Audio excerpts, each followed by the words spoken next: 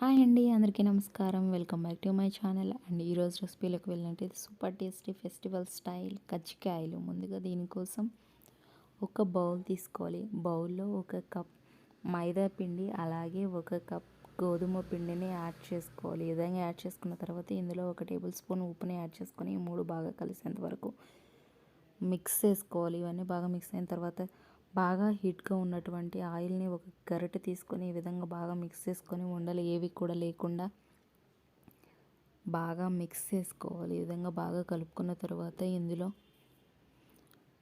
నీళ్ళను కూడా వేసుకుంటూ చపాతీ పిండిలాగా కలుపుకోవాలి. ఈ విధంగా నీళ్ళను కూడా యాడ్ చేసుకుంటూ చపాతీ పిండిలాగా బాగా మిక్స్ చేసుకోవాలి. ఈ విధంగా 10 నిమిషాల పాటు పిండిని బాగా కలుపుకొని ఒక 20 నిమిషాల పాటు పిండిని పక్కనుంచుకోవాలి. సో దట్ క్రిస్పీగా వస్తాయి కజ్జికాయలు. ఈ విధంగా కజ్జికాయలు స్టఫింగ్ కోసం ఒక పావు కిలో శనగలకి 1 కప్పు బెల్లాన్ని తీసుకోవాలి. అలాగే ఒక 5 యాలకులు, ఒక చిప్ప కొబ్బరి తురుమును తీసుకోవాలి. ఒక మిక్సీ జార్లో శనగలు యాడ్ చేసుకొని యాలకులను కూడా యాడ్ చేసుకొని ఒకసారి బాగా గ్రైండ్ చేసుకున్న తర్వాత బెల్లాన్ని కూడా యాడ్ చేసుకొని గ్రైండ్ చేసుకొని ఈ విధంగా స్టఫింగ్ని ప్రిపేర్ చేసుకోవాలి. ఈ విధంగా తీసుకున్న తర్వాత ఇందులో తురుముకున్నటువంటి కొబ్బరి పౌడర్ని కూడా యాడ్ చేసుకొని ఈ పిండి అంతటిని కూడా బాగా ఒకసారి కలుపుకోవాలి.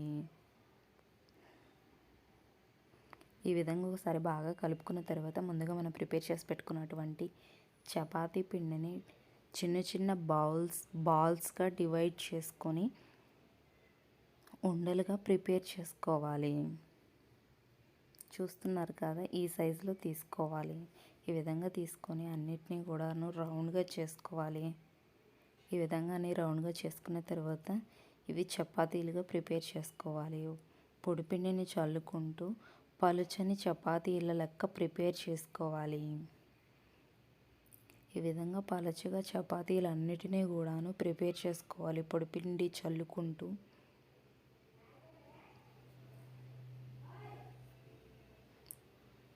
ఈ విధంగా అన్నీ కూడా ప్రిపేర్ చేసుకోవాలి. ఈ విధంగా బాగా అన్నీ ప్రిపేర్ చేసుకున్న తర్వాత కజ్జికాయలు తీసుకొని అందులో చపాతీని పెట్టి అందులో ఒక 2 స్పూన్లు పిండిని పెట్టి బాగా ప్రెస్ చేస్తూ ఈ విధంగా కజ్జికాయలన్నిటినీ కూడాను ఈ విధంగా నీట్గా ప్రిపేర్ చేసుకోవాలి. ఇదే విధంగా కజ్జికాయలన్నిటినీ కూడాను ప్రిపేర్ చేసుకోవాలి. అలాగే ఎక్స్ట్రా పిండిని మళ్ళీ కూడాను మనం చపాతీ పిండిలాగా ప్రిపేర్ చేసుకొని ఇంకొకసారి యూస్ చేసుకోవచ్చు. ఈ విధంగా చూస్తున్నారు కదా, అన్ని కజ్జికాయలను కూడా ఈ విధంగా ప్రిపేర్ చేసి పెట్టుకోవాలి. ఇక్కడ నేను కలిపిన చపాతీ పిండికి అలాగే శనగపిండికి కరెక్ట్గా సరిపోయాయి. అండ్ 22 అయ్యాయి అన్నమాట అంత పిండికి.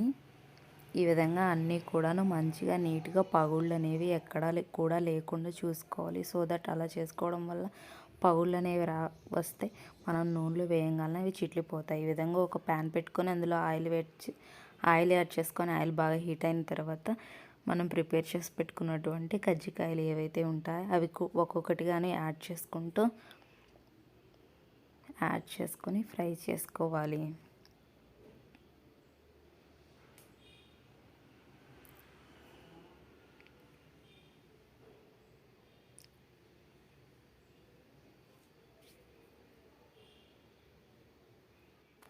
ఈ విధంగా అన్నీ యాడ్ చేసుకున్న తర్వాత అటు ఇటు తిప్పుకుంటూ ఫ్రై చేసుకోవాలి. ఈ విధంగా నిదానంగా తిప్పుకుంటూ ఫ్రై చేసుకోవాలి.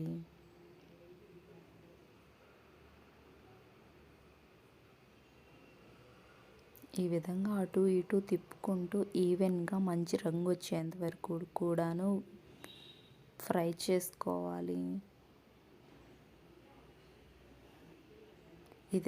ఈ విధంగా మంచి గోల్డెన్ బ్రౌన్ కలర్ వచ్చిన తర్వాత ఒక టిష్యూ ఉన్న జల్లడి గిన్నెలోకి తీసుకోవాలి. ఇలా చేసుకోవడం వల్ల ఎక్స్ట్రా ఆయిల్ అనేది టిష్యూ అబ్జర్వ్ చేసుకుంటాయి. ఇలాగే మిగతావన్నీ కూడాను యాడ్ చేసుకుంటూ స్లో టు మీడియం ఫ్లేమ్ మీద పెట్టుకొని అటు ఇటు కదుపుకుంటూ మంచి రంగు వచ్చేంత వరకు కూడాను వేయించుకోవాలి.